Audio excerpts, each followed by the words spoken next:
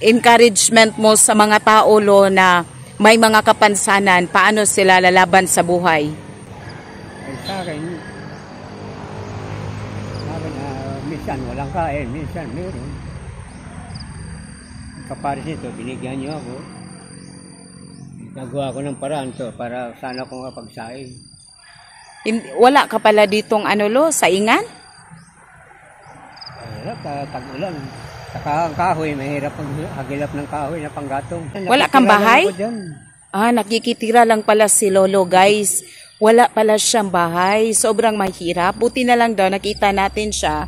Nabigyan daw natin ng bigas. Pero it's not yet enough. Hindi pa rin yun sapat. Mula sa lugar na aming napagdaanan ay nakita namin ang isang lolo na sobrang kawawa. Malayo na sana ang aming narating. Subalit biglaan lang talaga kaming napatingin sa lugar na kung saan may isang lolong nagwawalis. At naa-amaze kami sa kanya sapagkat isa lang ang kamay na kanyang ginagamit sa paggawa ng mga bagay-bagay. Sobra itong nakakaantig sa amin at sa panahong yun, nagkataon naman na may dala kaming isang sakong bigas. Maliit nga lang ang sakong ito pero nangangako kami na babalik at babalikan si Lolo. Dahil kung mapapakinggan ninyo ang kwento ng kanyang buhay, sobra itong nakakaantig. Nang makita ni Lolo na kami ay nakatayo sa harapan ng kanyang bahay, ay agad-agad siyang lumapit sa amin. Napakabait ni Lolo, agad-agad siyang nagtiwala sa amin. Hindi siya nagdadalawang isip na lapitan kami. Habang lumalapit si Lolo, tinatanong niya agad-agad sa amin kung ano nga ba ang aming pakay at bakit nga ba kami nakatingin sa kanya. Nang makita din ni Lolo na kami ay may dalang isang maliit na sakong bigas, tinanong niya din kami agad kung para ba daw yan sa kanya. Kaya hindi din kami nagdadalawang isip na sabihin na oo Lolo, ibibigay namin ito sa iyo. Alam niyo ba guys, na habang kinakausap ako ni Lolo, nang agad-agad siyang nagbahagi ng kwento ng kanyang buhay, ay napaisip talaga ako na babalik at babalik tayo dito at dapat nating panalanginan si Lolo nang deserve talaga para sa kanya yung sobra-sobra na mula sa Panginoon.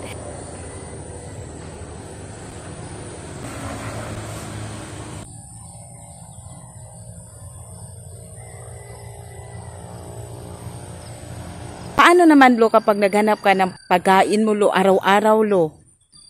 Pag minsan wala akong makain, pupunta ko ron sa inakapatid ko doon. May kapatid ka rin?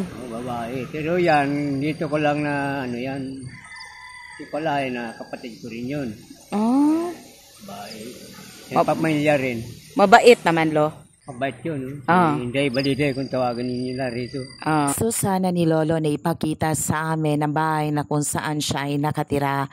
At sinabi niya sa amin na noon daw ito ay tinatawag na bahay ampunan. Subalit wala nang nakatira sa bahay na ito ngayon. Kung kinausap niya ang may-ari ng bahay ampunan na ito na dito daw siya titira pang samantala. Nangako naman siya na paulit-ulit niya itong lilinisan para daw patirahin siya dito. Pero nandun pa rin daw sa puso niya ang kaba na baka isang araw palalayasin siya dito kasi daw walang kasiguruhan ng kanyang pagtira sa lugar na ito. Buti na lang daw at kahit papano ay mabubuti at mababait ang mga tao na may-ari ng bahay na ito. Tatakot kasi si Lolo na baka isang araw sa kalye na siya pupulutin at kung saan-saan na lang siya mapupunta. Yun daw ang kinatatakutan niya.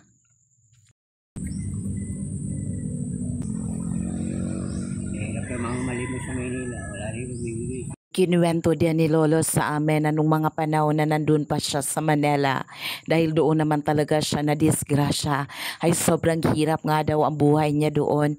Minsan dumating pa daw sa punto ng kanyang buhay na namamalimos siya, pero sobrang napakahirap talaga at hindi na niya ito kaya.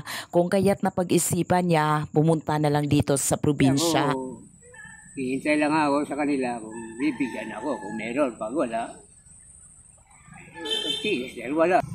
Hira naman kami nagkakausap nun. Ibinahagi din ni Lolo sa amin na nagkakaroon naman siya ng mga anak, pero hindi talaga siya doon umaasa sa kanila, lalo na't nagkawatak-watak sila at ang iba niya mga anak ay malayo sa kanya. Gustuhin man daw niya na i-contact sila pero wala daw siyang number sa kanila, kung kaya't hindi na niya sila makontak. Sana daw makita ng mga anak niya ang video na ito at nang malaman nila na sobrang mahal na mahal niya ang kanyang mga anak at namimiss na niya sila ng sobra-sobra.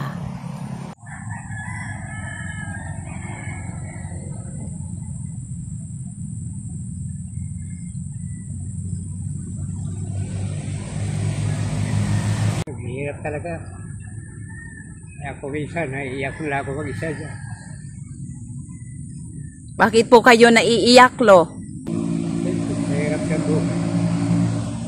Kung minsan, walang makain, tiis ka. Talaga ganyan ang buhay. Masakit yan.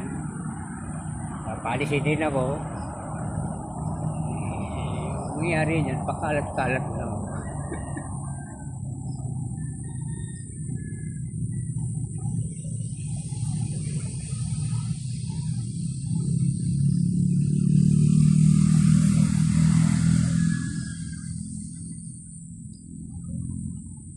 Hindi ka magiging pakalat-kalat, Lo, kasi mahal ka ng Diyos, Lo. Hindi ka pababayaan ng Diyos. Mahal ka ng Diyos, Lo. Sa akin, naniwala ako sa Panginoon Diyos. Huli mo talagang lalapitan at panawagan, talaga Diyos. Panginoon Diyos. Walang iba. Oo. Dahil nabanggit ni Lolo ang tungkol sa pangalan ng Panginoon at naniniwala siya sa kapangyarihan ng dasal, kung kaya't before ako umuwi sa hapong ito, pinagdadasal namin si Lolo at umaasa ako ng kapangyarihan ng Diyos ay gagawa ng malaking bagay sa kanyang buhay. Kapangyarihan sa buhay Lolo Felix. Salamat o Diyos sa banal mong dugo na nagugas sa kanya mula sa ulo hanggang kalampakan o Diyos. Salamat Panginoon na sa year na ito, 2025, pinakita mo ang pagmamahal mo Panginoon sa Kanya. Salamat o Diyos na kahit kailan di mo siya iiwan at di pababayaan. Jesus, naniniwala ako sa kapangyarihan mo at sa banal mong dugo na inula sa bawat isa sa amin. Lord, panalangin mo si Lolo Felix, Lord, na kahit kailan di mo siya iiwan. Salamat Panginoon na bawat araw, Lord, ikaw ang lakas, ikaw ang kanya proteksyon at sa iyo siya nananalig. Panginoon, I surrender Lolo Felix unto you, O God. I pray in Jesus' name.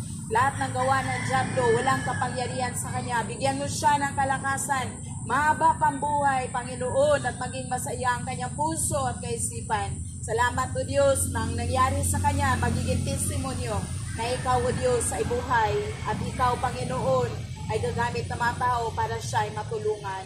Sa iyo, Panginoong Jesus, lahat ng papuri at pagsamba in the mighty name of Jesus. Amen at amen. Tunay nga naman na ang araw na ito ay para sa iyo, Lolo Felix. Nakita ng Diyos kung gaano siya kabuti sa buhay mo. Naway hindi ka magsasawang kumapit sa Kanya at kung darating man ang panahon, panghinaan ka ng loob, lagi mo lang tong iisipin na kahit kailan hindi siya nagkulang sa iyo. May mga bagay man na inaalaw niya sa atin, pero hindi ibig sabihin noon ay nagkulang na siya sa atin. In Jeremiah 29:11, for I know the plan I have for you, declares the Lord, plans to prosper you and not to harm you, plan to give you hope and a better future. In Romans 8:28, all things will work together for good for them that loves the Lord in accordance of His purpose. Hindi niyo pong ingatan, Lolo, ang inyong sarili. Kung may mga bagay man na di mo naiintindihan sa ngayon, balang araw, maiintindihan niyo din yon. May the Lord God Almighty blesses you both now and forever.